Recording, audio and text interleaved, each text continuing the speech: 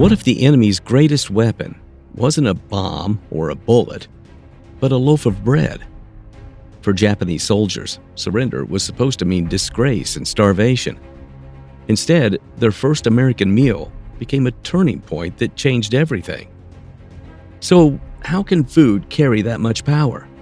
And why did this simple act leave some men grateful and others ashamed? Chapter 1. American Jailers. During World War II, a remarkable and hard-to-believe number of Japanese soldiers, on the order of 35,000 to 50,000, actually surrendered to Allied forces. That shocked even their captors, because Japanese military doctrine since 1941 had drilled into every soldier never lived to experience shame as a prisoner. In plain terms, dying in battle was honor, and being captured was the ultimate disgrace. These men went into captivity expecting the worst.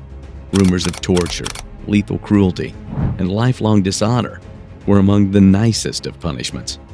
In fact, one novelized POW diary has a starving Japanese soldier fantasizing, "They'll give us so much corned beef to eat, we won't know what to do with it," mocking the idea of surrender.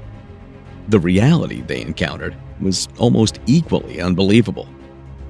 American POW camps were not at all like the prison I had been expecting or fearing. Recalled Mitsugu Sakihara, a teenage Okinawan drafted in the army after arriving at Angel Island. The barracks were clean and bright. Bunks had white sheets. Americans greeted them with trays of food rather than bullets. In Shohei Okar's memoir, another former Japanese POW, men who tasted U.S. Army rations praised them as near paradise. In short, everything Sakihara and his comrades thought they knew about the enemy was flipped on its head by that first meal. Before we move on to the next section, please don't forget to subscribe if you've liked the video so far. Chapter 2. First Freedom Feast. At day 1 at an American POW camp, Japanese soldiers were herded into a spotless mess hall and handed trays full of food. One boy soldier remembered, "The mess hall was simple but very clean. Inside, we picked up a tray and stepped up to a counter where a big Caucasian slapped food onto our tray as we passed by. We served ourselves toast and milk or coffee." Think about it. A starving young man, used to eating grass or watery rice porridge, suddenly finding warm bread, pats of butter or jam, and mugs of hot coffee or milk in front of him. It must have felt surreal. These meals followed U.S. Army regulations. Soldiers were ordered to treat POWs under the Geneva Convention. That meant the portions were generous: eggs, meat, bread, even sweets or coffee each morning. For the Japanese, these items were luxuries, or unknowns, in their native diet.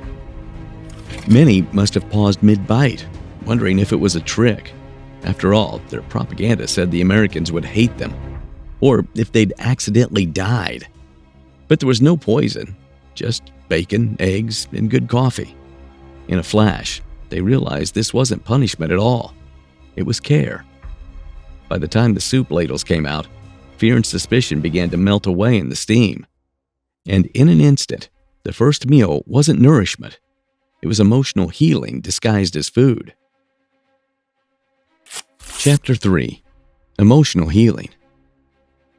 That first meal did more than fill empty stomachs. It set off an emotional upheaval. Survivors later described feeling a jolt of humanity at the mess hall.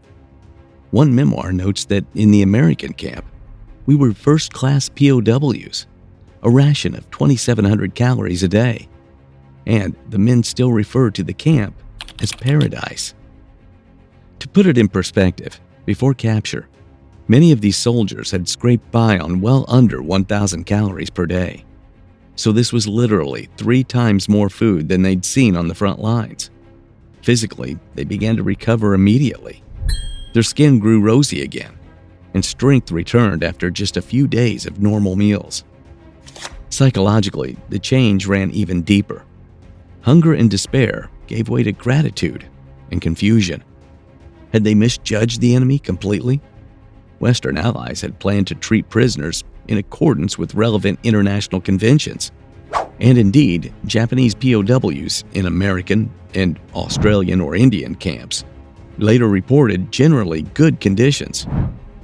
For prisoners raised to view the Allies as monsters, this generous treatment was earth-shattering. Some men wept from relief or disbelief. Others felt a new, fragile hope that maybe surrender didn't mean the end of their humanity. Maybe there were merciful captors who realized these young men were simply caught in the tides of war.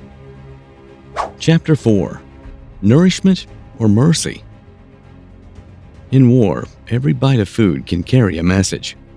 By sharing a proper meal, American troops were sending a powerful signal of mercy and civilization. U.S. Army policymakers were explicit. Prisoners would eat well. A 1942 memo from the War Department reminded quartermasters that POWs must get the same high-calorie rations as GIs. In practice, this meant clean mess halls and full menus, not holes in the ground or starvation like the Japanese inflicted on Allied captives. Each bowl of soup and slice of bread showed these soldiers a rule of war they had never known, that the victors, bound by the Geneva Convention, had the power not to mistreat the defeated. The art of feeding them, day after day, spoke louder than propaganda.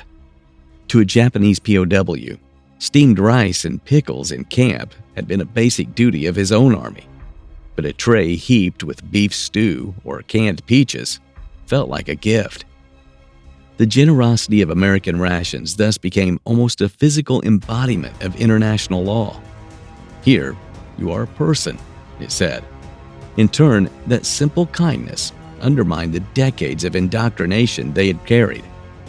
The enemy's humane behavior challenged their deepest beliefs. Chapter 5. Clashing Taste Buds. Want to understand the world better? Start with history and subscribe to our channel. The menu itself was like nothing these men had seen at home.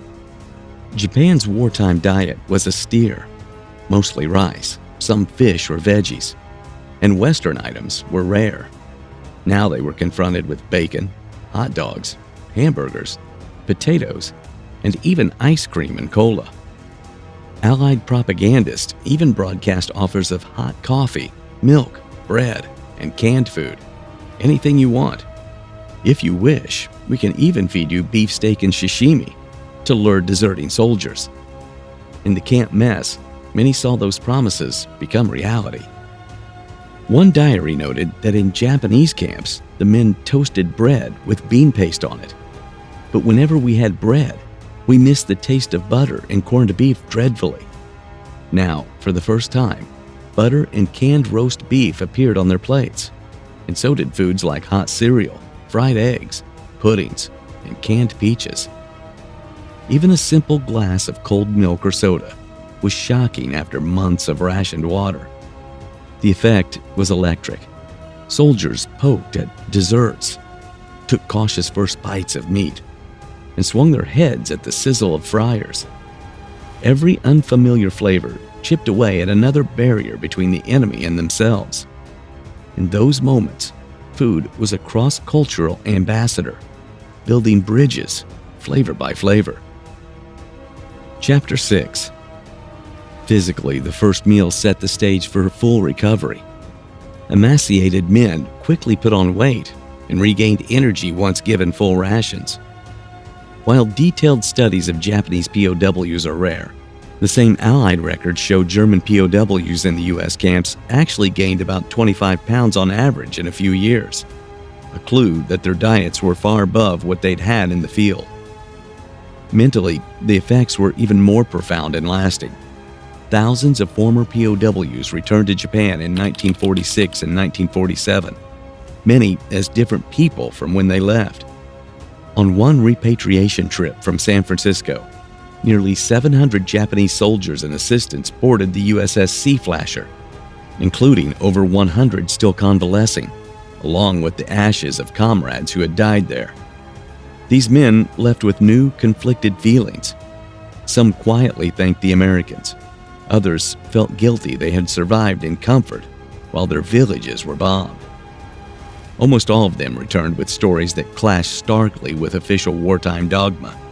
After experiencing a simple act of kindness, a good hot meal, how could they ever look at the war or the people who fought it in the old way? But do you think that if Napoleon had access to tanks and airplanes, would he have conquered all of Europe? Maybe even the world? Or would he have made the same fatal mistakes as Hitler? Here's another video history buffs enjoyed watching. Goodbye for now.